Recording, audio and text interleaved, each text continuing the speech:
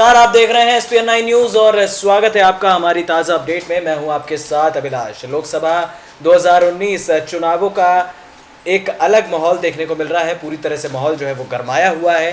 कहीं पर पार्टी में फेरबदल चल रहा है तो कहीं पर टिकटों के वितरण को लेकर बवाल मचा हुआ है।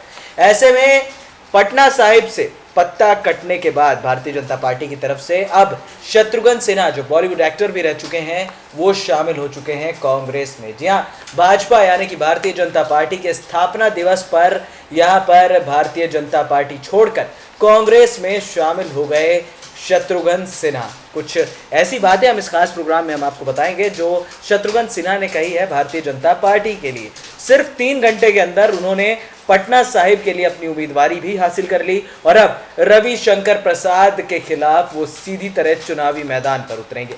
हालांकि जो वहां के ज़मीनी लोगों का कहना है, वहां के ज़मीनी पत्रकारों से जब हमारी बात हुई तो उन्होंने साफ तौर पर कहा कि इस बार पटना साहिब में उतना ज़्यादा वर्चस्व नहीं मिल सकता है देखने को शत्रुघ्न सिन्हा का, क्योंकि वो अपने सांसदीय क्षेत्र में उतना ज़्यादा ध्यान नहीं देते हैं। लोकल लोगों का उतना सपोर्ट नहीं है पटना साहिब में और कहीं ना कहीं अब यहाँ पर जो शत्रुघ्न सिन्हा का वर्चस्व है वो थोड़ा सा हिलता हुआ दिखाई पड़ सकता है।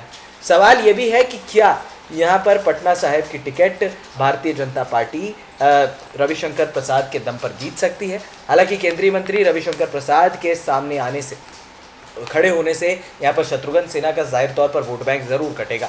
उन्होंने साफ तौर पर ज्वाइन करने के बाद अपना ट्वीट किया। उन्होंने कहा कि बहुत भारी मन से मैंने अपनी पुरानी पार्टी यानी कि बीजेपी छोड़ने का फैसला किया है। मैंने भाजपा छोड़ने की वजह सब जानते हैं। लोकशाही तानाशाही में बदलती चली गई। अब मैं इन चीज़ों को छोड़कर आ चुका हूँ, उन्हें माफ़ भी कर चुका हूँ। उम्मीद है मेरी नई पार्टी लोगों, समाज और देश की सेवा करने का मुझे पूरा मौका देगी।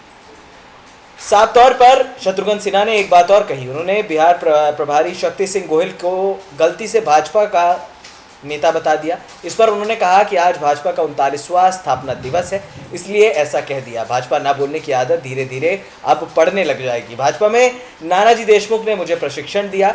भाजपा के गुरु लाल कृष्ण आडवाणी ने मुझे मार्गदर्शन दिया। सुबोध कांत साहब मुझे पब्लिक लाइफ में लेकर आए। लोग कहते थे कि आप जैसे सेक्युलर आदमी को कांग्रेस में होना चाहिए। ये कहना था यहाँ पर साफ तौर पर शत्रुघ्न सिन्हा का। उन्होंने ये भी कहा कि भाजपा 1 मैन आर्मी और 2 मैन शो है, यानी कि पूरी तरह से मोदी और अमित शाह को इनडायरेक्टली मामले में घसीटा है यहाँ पर शत्रुघ्न सिन्हा ने। उन्होंने कहा कि मैं लोकशाही को लेकर आगे बढ़ता गया और भाजपा में धीरे धीरे लोकशाही तानाशाही में बदलती चली गई। उन्होंने ये भी कहा कि मैंने भाजपा के लिए कहा था कि मैं 1 मैन आर्मी और 2 मैन शो में बिलीव नहीं करता। पार्टी ने आडवाणी जी को मार्गदर्शक मंडल में डाल दिया। इस मार्गदर्शक मंडल की आज तक कोई बैठक नहीं हुई। भाजपा ने धीरे धीरे ऊपर से उन्हें काटना शुरू कर दिया।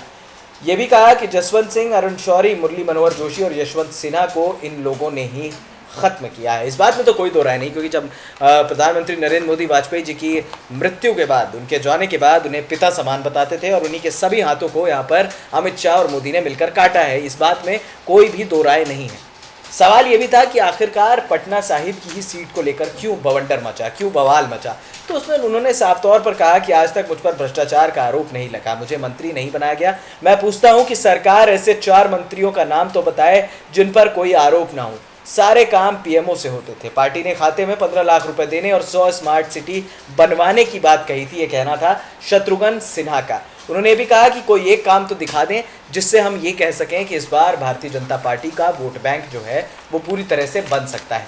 साथ ही शत्रुघ्न सिन्हा ने यह भी कहा कि अगर देश का विकास संभव है तो कांग्रेस पार्टी से ही संभव है और इस बार मैं भारतीय जनता पार्टी को पूरी तरह से छोड़ने के लिए तैयार हूं। उन्होंने कहा कि सच कहना अगर बगावत है तो मैं बागी ही सही हूं।